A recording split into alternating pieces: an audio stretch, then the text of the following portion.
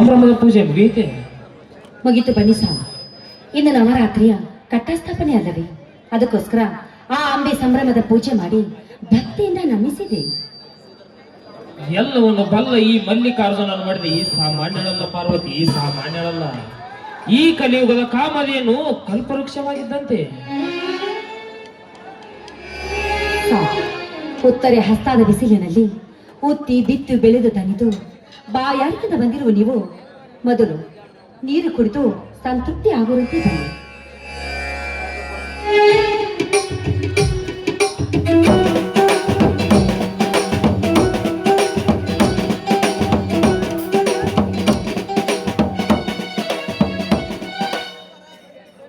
ತೃಪ್ತಿ ಆಯ್ತು ಪಾರ್ವತಿ, ತೃಪ್ತಿ ಆಯ್ತು.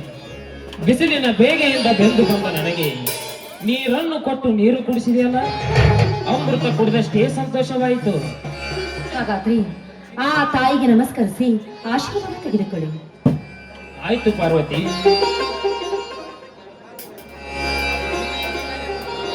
ಕೈ ಕಾಲು ತೊಳೆದುಕೊಂಡು ಮಡಿ ಮಾಡಿಕೊಂಡು ಬರಬೇಕು. ಮಡಿವಂತಿಕೆ ಎನ್ನುವುದು ಮನಸ್ಸಿಗೆ ಹೊರತು ಮೈಗೆಲ್ಲ. ಅದಕ್ಕೆ ರೈತರ ಮಡಿವಂತಿಕೆ ಬಗ್ಗೆ ವಿಜಯಪುರದ ಶ್ರೀ ಸಿದ್ದೇಶ್ವರ ಶ್ರೀಗಳು ಒಂದು ಮಾತು ಹೇಳಿದ್ದಾರೆ, ನಿಮಗೆ ಗೊತ್ತಿಲ್ಲವೇ? ಏನಂತ ಹೇಳಿದ್ದಾರೆ ಪಾರ್ವತಿ? ಚಳಿ ಮಳಿ ಬಿಸಿಲಿನತೆ ಉತ್ತಿ ಬಿತ್ತಿ ಬೆಳೆಯುವ ರೈತನಿಗೆ ಮಡಿವಂತಿಕೆ ಎಂಬುದೇ ಇಲ್ಲ, ಪತಿವ್ರತ ಹೆಂಡತಿಗೆ ತಡೆಯುವಂತಿಕೆ ಎಂಬುದೇ ಇಲ್ಲ ಅಂತ ಅವರು ಹೇಳಿದ ಮಾತು ನಿಮಗೆ ತಿಳಿದಿಲ್ಲವೇ? ವಾಹ್, ನೆನಪಿದೆ ಪಾರ್ವತಿ, ನೆನಪಿದೆ. ನೆನಪಿಡುವಂತಹ ಚಿನ್ನದ ನುಡಿಯನ್ನು ಚೆನ್ನಾಗಿ ತಿದ್ದಿ ಹೇಳುವ ನಿನ್ನಂತಹ ನಿರ್ಮಲ ಭಕ್ತಿಯ ಮಡದೆ ಸಿಕ್ಕಿದ್ದು ನನ್ನ ಜನ್ಮ ಪಾವನವಾಯಿತು ಪಾರ್ವತಿ, ಪಾವನವಾಯಿತು. ನನಗೂ ನಿಮಗೂ ಕೂಡ ಆ ತಾಯಿಯ ಪುಣ್ಯಾರಿ. ಆದ್ರೆ ಈ ಭಕ್ತಿ ಚಿರಕಾಲ ನಮ್ಮ ಸಮೀಪವೇ, ನಮ್ಮ ಹತ್ತಿರ, ನಮ್ಮ ಮನದಲ್ಲಿ ಇರ್ಲಿ ಅಂತ ಆ ಪುಣ್ಯವತಿಕೆಯಲ್ಲಿ ನಾನು ಬೇಡಿಕೊಳ್ಳುತ್ತೇನೆ.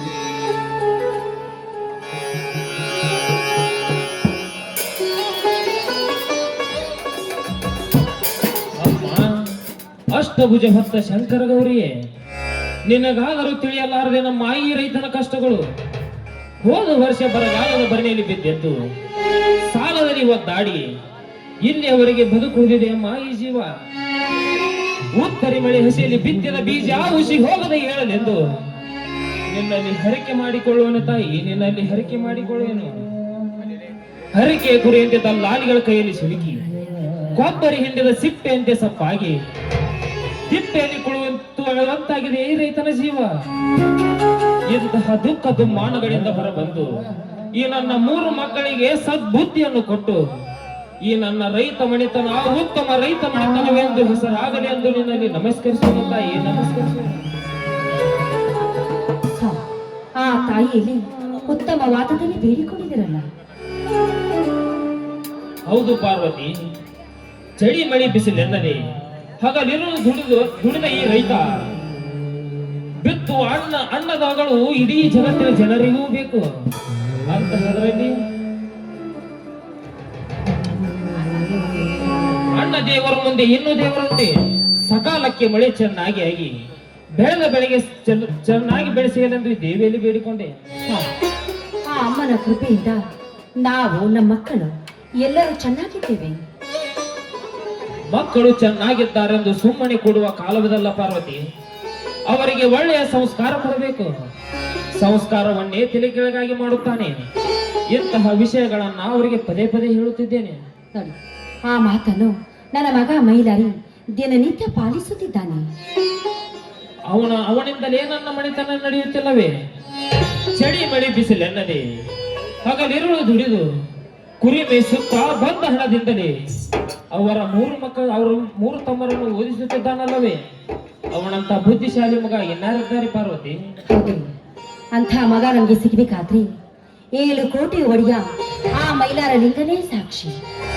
ಅವನ ಪ್ರತಿರೂಪವೇ ನನ್ನ ಮಗ ಮೈಲಾರ. ಎಂತಹ ಅಮೃತದ ನುಡಿ ಆಡಿದೆಯೋ ನೀ ನನಗೆ. ನೀ ನನ್ನ ಮಡವೆಯಾಗಿ, ನನ್ನ ಕೈ ಹಿಡಿದ ರತ್ನವಾಗಿ ಎಂದು ನೀ ನನ್ನ ಬಾಳು ಬೆಳಗುತ್ತಿದ್ದೀಯಲ್ಲ, ಅಂದೇ ನಾನು ಭಾಗ್ಯಶಾಲಿ. ಇಂತಹ ಸಂತೋಷದ ಸಮಯದಲ್ಲಿ ಕುಹು ಕುಹು ಎಂದು ಹಾಡುತ್ತಾನೆ.